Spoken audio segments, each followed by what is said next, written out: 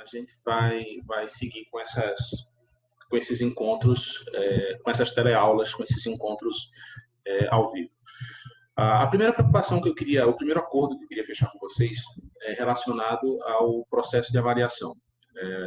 Com essa mudança toda de dinâmicas de aula, desses encontros agora em teleaula, é óbvio que o processo de avaliação ele tem que passar por uma adaptação. A gente não vai ter uma prova, a gente não vai ter nada disso. Na verdade, isso é até geral, é possível que os outros professores já tenham conversado com vocês também sobre isso. E a gente vai fazer um processo de avaliação que a gente chama de processual. Então, a gente vai ter uma série de eventos, de atividades, de momentos que vão contar como etapas avaliativas. Eu queria resgatar um primeiro momento que a gente já fez, que foi os seminários. Então, a gente teve parte dos grupos que apresentaram os seminários e tem uma outra parte que está me devendo essa apresentação. Então, a ideia é que a gente defina um momento para que esses grupos que ainda não apresentaram os seminários façam essa apresentação aqui nessa teleaula. Tá? A ideia é que a gente aproveite esses seminários da forma que eles foram previstos, dando a vocês até 3 pontos. Tá? Além disso, a gente vai ter 3 outras atividades. Tá? A partir dessa semana, então, no final da aula de hoje, amanhã eu vou estar lançando para vocês uma atividade que vocês vão realizar. Então, a gente vai ter 3 eventos que vão pontuar fechando até 10 pontos. Então, a gente teria um evento essa semana valendo 2 pontos, um evento a partir da próxima semana valendo mais 2 pontos, e um evento na semana do dia 20 valendo mais 3 pontos. Então, com isso, a gente fecharia os 10 pontos previstos para a primeira AV. Tá? Essas atividades elas vão ter algumas com foco objetivo, então vão ser questionários, perguntas que eu vou estar disponibilizando para vocês com o conteúdo que a gente vai ter discutido na sala ou na aula. Né? Então a gente vai trabalhar uma parte da avaliação de forma objetiva e vão ter também algumas atividades mais práticas, né? Ou mais com a mão na massa. A ideia é a gente tentar ver alguma dessas ferramentas e passar para vocês algum estudo de caso, alguma análise, alguma coisa desse tipo, que vocês possam praticar um pouco o lado reflexivo do uso dessas ferramentas, né? Ou desses elementos de gestão de qualidade. Então, com isso, a gente vai conseguir fechar a nossa primeira avaliação, somando até 10 pontos, com 3 pontos de seminários, 2 pontos da atividade dessa semana, 2 pontos da atividade da semana que vem e 3 pontos da atividade da última semana. Olha a cara feia de Rafael, já chega... Esse bigodinho, hein? Lelê. Né? Então, a gente vai fechar assim a nossa rotina de avaliações. A instituição mudou as datas, né, da divulgação e da realização da nota da primeira V. Teoricamente, a primeira V estaria acontecendo a partir dessa semana. Então, isso foi postergado. A ideia é que até a semana do dia 24, a gente consiga fechar as nossas avaliações. Então, por isso que a gente vai ter mais 3 momentos, né, mais 3 atividades que vocês vão estar realizando. Semana dia 6, semana dia 13, semana dia 20, para que até o final da semana, dia 24, a gente consiga fechar a nossa nota da primeira vez. Beleza? Belezinha. Pronto. Isso era algo importante que eu queria fechar com vocês. Segundo ponto que eu queria fechar com vocês. Como vai estar a nossa dinâmica de encontros? A ideia é que a gente faça esses encontros através do Zoom. Acho que vocês estão usando isso com os outros professores. Se vocês já estão usando com os outros professores, vocês sabem que o Zoom ele tem uma rotina de encontros, de sessões de 40 minutos. Então, a ideia é que a nossa aula também seja pautada em sessões de 40 minutos. Inicialmente, hoje a gente vai fazer 2 ou 3 sessões, vai depender muito do andamento da aula. Mas a ideia é que a gente faça uma primeira sessão das 7h30 às 8h10, o intervalo de 10 minutos, uma segunda sessão de 8h20 às 9h, com mais algum intervalo de 5 minutos, e uma última sessão de 9h10 a 9h40, para poder fechar todo o conteúdo, certo? Inclusive, a exceção vai ser essa semana, porque eu vou ter que montar o material para poder entregar para vocês. Mas a partir da próxima semana, as atividades, eu quero ver se a gente consegue desenvolver as atividades durante o horário da aula. Então, a gente vai ter o encontro, seriam 2 sessões, uma sessão 2 sessões teóricas, né? As 2 primeiras sessões com conteúdo que a gente vai estar discutindo, e uma última sessão com atividades. Então, essa atividade prática que vai compor a avaliação de vocês, a gente vai fazer nessa sessão, nessa última sessão do encontro, ou, dependendo da complexidade dela, a gente pelo menos inicia presencialmente, então, para poder contribuir, ajudar vocês, e vocês vão finalizá-la no transcorrer da semana, se for necessário. Tá? Então, com isso, a gente consegue ter as nossas 3 sessões e trabalhar todo o conteúdo que for necessário durante esse período. Tudo bem para vocês também isso aí? Tudo bem? Beleza. Então, acho que com isso a gente consegue ter uma noção de como vai transcorrer os nossos encontros a partir de hoje e como vai se dar esse trabalho.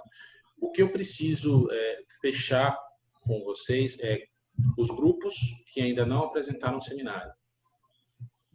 Salvo engano, eu tenho ainda 3 grupos para apresentar seminário. É isso mesmo? Sim ou não? Sim. Que silêncio. Só os grupos que apresentaram foi eu, Aline e William, Isso. Bruno, Célia e Edja, e Camila e Romário. Isso. E E acho que eu tenho falta mais eu 3 e grupos. Rafael. Falta Wesley, Rafael, Falta Wender. eu, Wesley, Emerson, né? Emerson, não sei se Emerson paga. Eu sei que tem Wesley e Rafael que faltam. Eu sei que tem Carla, Jordan. Jordan. Jordan. Vocês estão no mesmo grupo? Não. Acho que tá, né? Ou não? Jordan, Carla. Quem tá com a gente, deixa eu ver aqui no grupo direitinho, já lhe passo o retorno. Se eu não me engano, o meu é eu, o Wesley e o Edson, né? Bom, eu posso procurar também no material que eu tenho aqui. Eu pensei que vocês sabiam isso de cor. Então, eu sei que Carla, Jordan, Wesley e Rafael, eu lembro que são duplas. Se eu não me engano, a gente fechou 3 duplas. Um grupo falando sobre massacre em É o Maia. Anderson. Um grupo, ok. Carla, Jordan e Wenderson. O Anderson, isso. Isso. Então, Carlinha, Jordan e Wenderson são um grupo. Wenderson são um grupo. O Wesley e Rafael, outro grupo. E tem um outro grupo. Tem um terceiro grupo. Tem um menino que ele não é da turma de vocês, que eu não sei o nome. Um moreninho que sentava ali no meio. Eu não sei se ele participa com vocês de outras turmas, de outras salas, com outros professores. Eu lembro que tem ele também. Deixa eu ver quem mais falta. Bom, eu vou olhar aqui no material. O que é que eu queria ver com esse pessoal que não apresentou? A ideia é que a gente fizesse essas apresentações já na próxima semana. Então, a primeira sessão do encontro da semana que vem. Carla, oi, meu microfone não está funcionando. Não está funcionando não, Carlinhos, seu microfone. Isso é alguma configuração do seu... que aparentemente ele está desbloqueado, seu microfone. Você não devia estar com dificuldade para falar, não. Bom, eu queria combinar então com esse pessoal que não fez a apresentação ainda para fazer na próxima semana. Então, o primeiro encontro, a primeira sessão da aula da próxima semana seria essa apresentação, certo? Eu vou confirmar no material que eu tenho quem são esses grupos e jogo lá no Google Classroom para que a gente possa não ter dúvidas e coordenar essa apresentação. E a partir daí a gente segue com o material das aulas seguintes, certo? Certo? Certo. Combinado. Bom, vamos então, finalizados os acordos, definida a estrutura dos nossos encontros, vamos caminhar, né, no nosso material e no nosso conteúdo. A gente teve um gap que termina prejudicando um pouco o andamento dos trabalhos, então eu vou aproveitar aí esses 15, 20 minutos que eu tenho antes de fechar essa primeira sessão para relembrar um pouco do que a gente vinha discutindo, né, nos primeiros encontros. Então, todo o começo da disciplina, a gente teve uma preocupação de tentar compreender o que é a gestão da qualidade e como ela funciona para as organizações. E fazer um apanhado histórico para contextualizar essa evolução do conceito de qualidade. Então, a gente foi buscar desde a origem, do começo, do que é qualidade, o que é perspectiva de qualidade, como a qualidade era vista nas organizações, e pegou como ponto de referência o entendimento do ponto de partida dos conceitos de gestão de qualidade, que é a Revolução Industrial. Então, a gente viu o que era qualidade antes da Revolução Industrial, um processo artesanal, uma lógica da gestão que era apoiada pelo olhar apenas de quem produzia, e que aquele que consumia, aquele que tinha acesso aos produtos, ele tinha pouco ou nenhuma influência sobre esse entendimento, essa perspectiva do que é qualidade, como ela pode ser vista pelo consumidor. A partir da Revolução Industrial, você tem uma mudança significativa de leitura de mercado, você passa a ter agora uma nova perspectiva da produção em massa, e essa nova leitura sobre a produção em massa gera uma primeira grande modificação sobre o conceito de qualidade. Então, a gente passa a adotar uma nova premissa, um novo paradigma de qualidade, fundamentalmente atrelado ao conceito de padrão.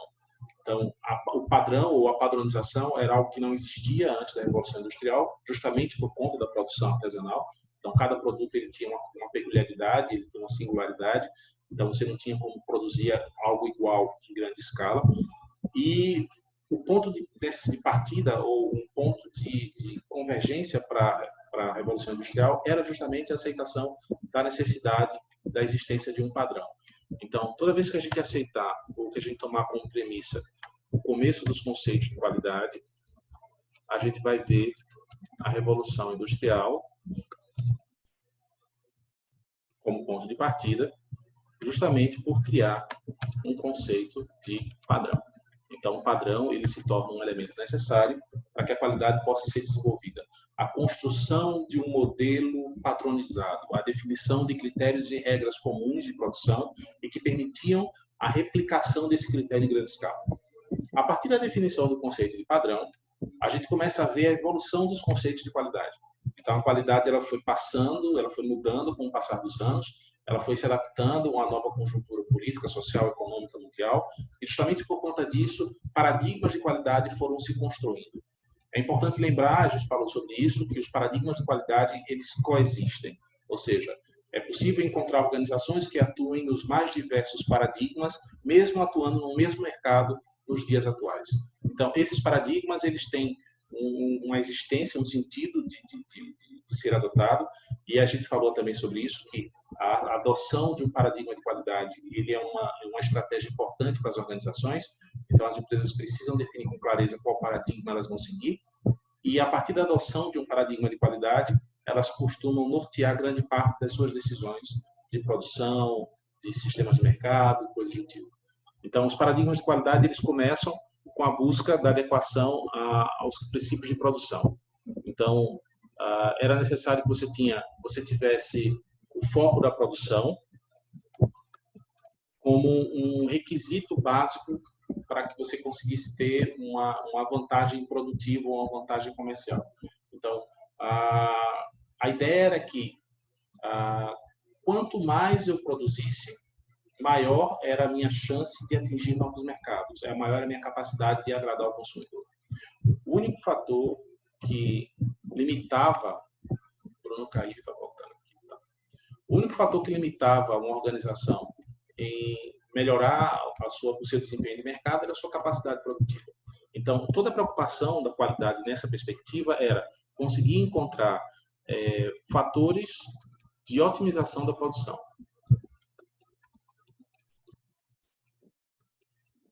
E, como a gente viu na sala, começam a existir os primeiros passos ou as primeiras preocupações com a gestão da qualidade. E quais seriam essas primeiras preocupações com a gestão da qualidade? A busca por um sistema de inspeção que fosse eficiente. Então, eu tinha que inspecionar os produtos, pensando que esse processo de inspeção ele sempre acontecia no final da produção. Ou seja, eu agora tinha que buscar enxergar os meus produtos, identificar se eles estavam de acordo com o padrão produtivo que foi estabelecido e sempre que encontrasse alguma não conformidade, esses produtos eles eram descartados. O processo de inspeção ele era eficiente porque ele garantia que 100% dos produtos chegassem em perfeitas condições na mão do consumidor. No entanto, ele tinha falhas, ele tinha fragilidades, e essas fragilidades estavam fundamentalmente, então, eu tinha como vantagem a garantia da qualidade, mas eu tinha como desvantagem os custos. Então, era muito caro você trabalhar um processo de inspeção. Eu tinha que conseguir enxergar todos os produtos. E esse processo tornava a dinâmica muito mais lenta, muito mais travada e, naturalmente, muito mais cara. A partir, assim, isso era tão forte dentro das organizações que o próprio modelo fordista, como aqui a gente conversou em sala de aula, ele era pautado na lógica da inspeção e chegou em alguns momentos que Ford ele tinha mais pessoas inspecionando seus produtos do que fabricando. Então, isso terminava pesando sensivelmente nos custos de produção e atrapalhava a dinâmica da organização. Aceitando um avanço nessa lógica desses princípios, desses paradigmas de qualidade, as organizações começam a buscar um novo olhar sobre como melhorar os seus sistemas produtivos. E um novo paradigma é alcançado a partir do momento que as empresas deixam de se preocupar apenas com a forma de produzir, mas começam a olhar a forma de usar. O foco no uso. Então, como os consumidores usam os produtos. É interessante notar que, a partir do momento que o paradigma de qualidade muda e as organizações passam a se preocupar com a maneira como o consumidor usa os seus produtos, isso inevitavelmente gera consequências em todo o meu sistema de produção. Se antes eu tinha uma planta que podia se concentrar em gerar aumento de produtividade, porque ele replicava um único sistema produtivo e fazia um único tipo de produto, eu agora tenho que diversificar minha produção. Esse processo de diversificação da produção fez com que novos padrões fossem adicionados àquela planta. Então, a partir desse momento, eu passava a ter que me preocupar em entregar produtos que se adequassem ou que atendessem às expectativas que o consumidor definia. Então, a adequação ao uso passa a dar ao consumidor o poder de influenciar o que é qualidade e o que vai ser aceito pelo mercado. A partir do momento que essa diversificação acontece, as empresas percebem que o uso de um sistema de qualidade atrelado à inspeção, ele é ineficiente.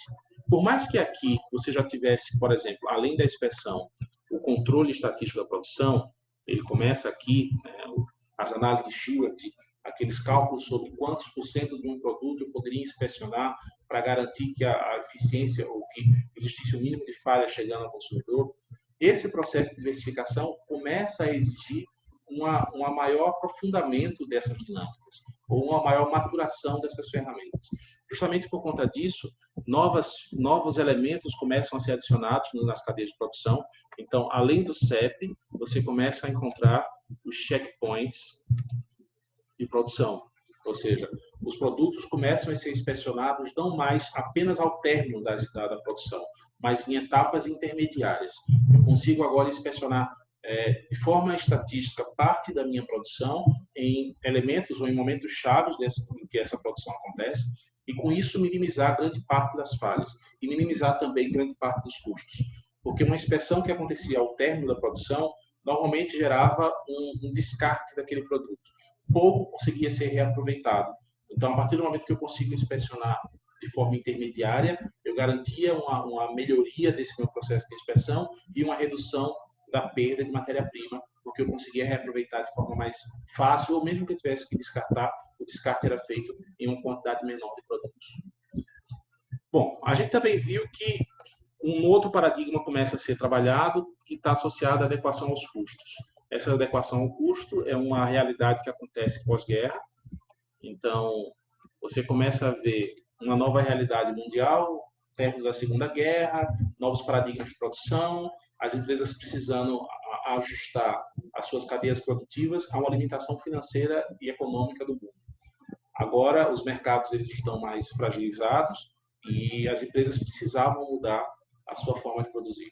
E esse processo de adequação ao custo cria uma realidade de produtos agora que possuem um ciclo de vida mais curtos. Então, você agora tem produtos que antes conseguiam ter uma durabilidade de 10, 15, 20 anos e começam a se tornar produtos mais descartáveis. A qualidade técnica ela começa a ser prejudicada. Você tem produtos... Qualidade técnica.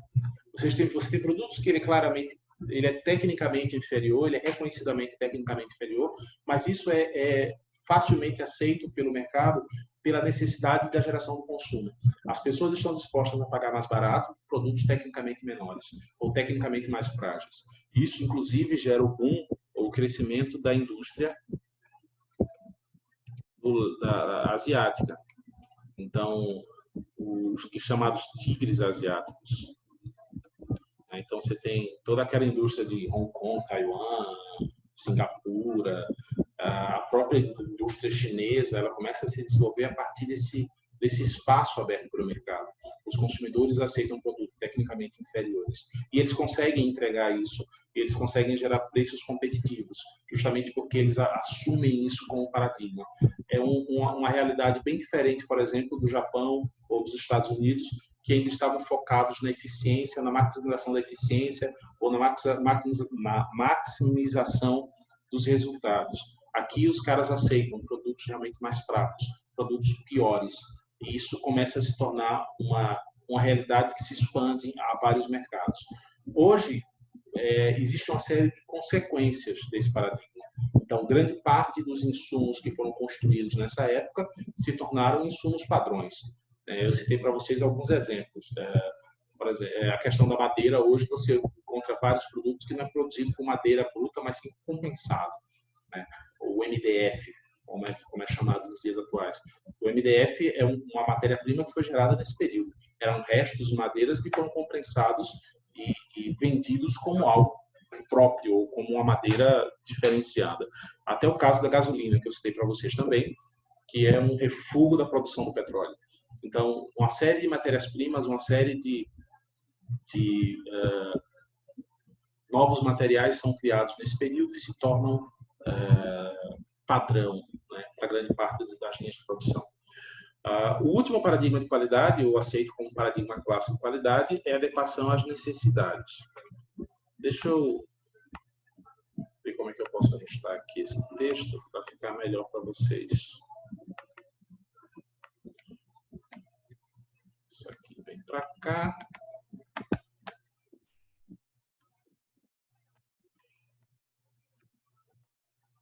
Produção, uso, custos. E aqui eu tenho necessidades. Então, quarto paradigma de qualidade, que ainda é visto como um paradigma dominante, ou seja, a maioria das organizações atuais, eles pensam qualidade sobre essa ótica, é aceitar que um produto bom é um produto que atende às necessidades do consumidor. É interessante entender que essa lógica sobre a necessidade do consumidor, a gente falou sobre isso inclusive na aula, que existe uma espécie de ping-pong nessas evoluções dos paradigmas de qualidade, né? Em alguns momentos, quem define o que é qualidade é quem produz, em outros momentos, quem define o que é qualidade é aquele que consome. A partir do momento que a necessidade do consumidor ela é resgatada ou ele é colocada em destaque como um grande baluarte que vai definir o que é qualidade, os consumidores passam a se sentir empoderados nessa relação de consumo. É interessante notar que essa lógica sobre a necessidade do consumidor como grande paradigma de qualidade, ela às vezes esconde uma pegadinha nesse processo. E qual seria essa pegadinha? Os consumidores, eles ganham voz nessa discussão, mas essa voz ou esse debate ele é relativamente limitado. Tá? Porque as organizações começam a oferecer ao consumidor nada mais do que ferramentas ou caminhos de customização da produção. Aí é interessante lembrar a diferença entre customização e personalização, que a gente já viu em outros encontros. Customização é diferente de personalização. O que a gente encontra nesse novo paradigma, ou nessa nova leitura sobre o que é qualidade, são empresas que vão brigar pelo consumidor, oferecendo formas diferentes de tratá-lo. Quando as organizações reforçam o seu trabalho em cima de ações de personalização, a gente vai ver empresas que vão buscar entregar ao consumidor produtos únicos e exclusivos. A perspectiva-chave da personalização, personalizar significa algo exclusivo, único. Então, a organização vai tentar criar aquilo que é feito exclusivo para o consumidor. A gente encontra isso. O interessante, ou a grande crítica ao processo da personalização, é porque ele nada mais é do que o retorno à produção quase que artesanal. Eu não consigo criar em grande escala um produto personalizado. Se eu vou criar um vestido feito exclusivamente para a Daiane, eu não posso imaginar que esse produto vai ser produzido em grande escala, porque a Daiane tem características, tem preferências, tem gostos únicos, e isso dificilmente vai ser replicado. Um vestido que Daiane gosta, não necessariamente Carla vai gostar, não necessariamente Ed já vai adotar. Então, são características distintas de cada consumidor e termina retornando os sistemas de produção a uma leitura muito mais artesanal. Por outro lado, muitas empresas conseguem trabalhar de forma eficiente a lógica da customização. E a customização nada mais é do que a escolha de critérios pré-estabelecidos. Então, muitas empresas elas terminam dando ao consumidor uma falsa impressão de que ele está recebendo algo único e exclusivo, quando, na verdade, aquilo que ele está tendo em mãos nada mais é do que um produto com definições pré-concebidas. Então, a empresa define um conjunto de atributos, e esse conjunto de atributos ele pode ser customizado pelo consumidor. Ele pode ter parte das suas características alteradas. Então, é mais ou menos a lógica de você ir para uma loja de automóveis, que ele comprar um carro, e o seu revendedor vai dizer, tudo bem, você pode escolher um carro, e você pode escolher a cor do seu carro, desde que seja entre essas 5 opções pré-estabelecidas. Então, você pode ter um conjunto de acessórios no seu carro, desde que esse conjunto de acessórios esteja restrito a esses 4, 5, 6 elementos que foram combinados. Então, a definição de critérios ou de regras de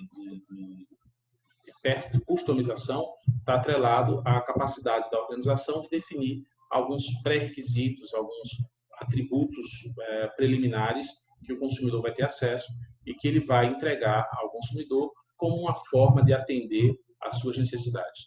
Então, é um information, uma falsa ilusão que você vende ao consumidor e que você está entregando algo único, enquanto, na verdade, o que você está definindo são regras do seu sistema de produção. Então, é importante notar que toda essa dinâmica ela oscila entre um olhar do consumidor e um olhar do produtor. O que a gente vai buscar estabelecer no transcorrer de toda a disciplina é como fazer isso funcionar.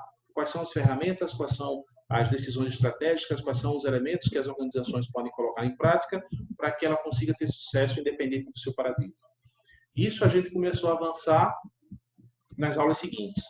A gente ainda tem 6 minutos antes de fechar essa sessão, então dá para dar um spoilerzinho e relembrar um pouco. A gente foi avançando depois que a gente discutiu esse processo de paradigmas de qualidade, conhecendo alguns autores que contribuíram com essa leitura. Então, a gente viu alguns pensadores de qualidade e a forma como esses pensadores de qualidade contribuíram para a construção de um conceito que a gente entendeu como chave, que é a ideia da qualidade total. Então, a partir do momento que o reconhecimento da necessidade do consumidor se torna um paradigma dominante, você começa a ter subsídios que norteiam a construção dessa lógica da qualidade total. O princípio de qualidade total ele começa na adequação aos custos, lá na época do Japão, da revolução da indústria japonesa, Ishikawa, Deming, Urban, os caras se juntam, começam a pensar uma forma nova de criar qualidade, começam a juntar as suas experiências, começam a juntar as suas ferramentas, e eles chegam a uma conclusão de que qualidade ele não pode ser um processo meio, qualidade precisa ser um processo fim. A organização não tem que ter a qualidade como um custo, mas sim como um investimento, como uma busca de melhoria contínua.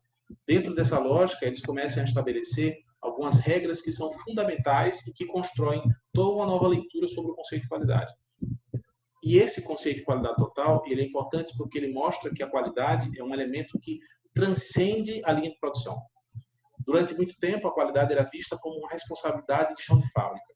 Então, apenas aqueles que estavam lá no dia a dia, operacionando, fazendo a coisa funcionar, deveriam se preocupar com o que é qualidade.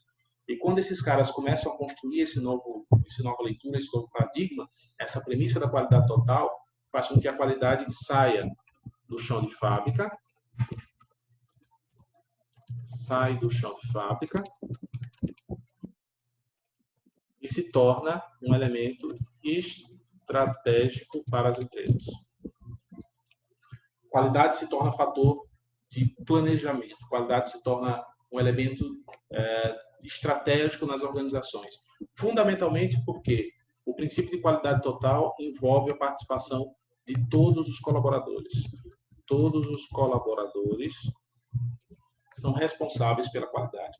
Qualidade total não é a obsessão pelo bem feito. Qualidade total não é a não aceitação da falha, mas qualidade total é conseguir envolver todos os colaboradores para fazer bem feito. É todo mundo compreender a importância de entregar um produto ou um serviço de qualidade e como isso gera resultados para a organização. É gerar o envolvimento de todos na busca pela qualidade. E é a partir daí que eu vou iniciar a discussão da gente da segunda sessão. Vocês viram no último encontro um material que eu disponibilizei para vocês sobre ciclos de controle de qualidade. A gente vai falar um pouquinho sobre esses ciclos de controle de qualidade e vamos falar sobre ferramentas de qualidade hoje. Então, existem as 7 ferramentas clássicas de qualidade.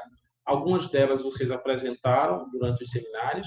Então, a ideia dos seminários é justamente permitir a apresentação dessas ferramentas, mas como a gente teve problemas durante os seminários, eu vou fazer a apresentação dessas 7 ferramentas, a gente vai conhecer como elas funcionam e entender a utilidade para as organizações. Inicialmente, meu objetivo era fazer isso de forma prática em sala de aula, mas como a gente teve a interrupção dos nossos encontros, a gente vai tentar uma nova abordagem para conseguir trabalhar esse conteúdo. Então, 8h10, está dando a hora para fechar a nossa primeira sessão. A gente vai dar uma pausa aí de 10 minutinhos, que é o tempo de beber uma água, lavar a mão, né, e garantir a saúde de todo mundo. E daqui a 10 minutos a gente volta. E aí, nesse retorno, a gente volta a falar sobre os ciclos de controle de qualidade e falar sobre as ferramentas de qualidade. Beleza? Não durmam, todos acordados. Camila já está dormindo, que eu estou vendo. Tá? A Aline escondeu a foto dela, o vídeo dela, justamente para não ver que ela estava dormindo. Não, menina, eu tô cochilando mesmo. Eu tô ligado, eu sei disso.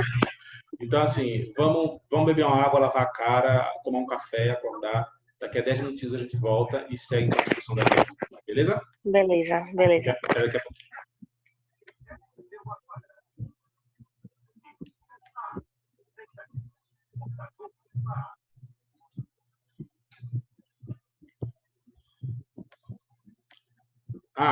Só reforçando, eu vou abrir uma nova sala e mando para vocês o link lá na Google Sala de Aula, beleza? Para a segunda sessão.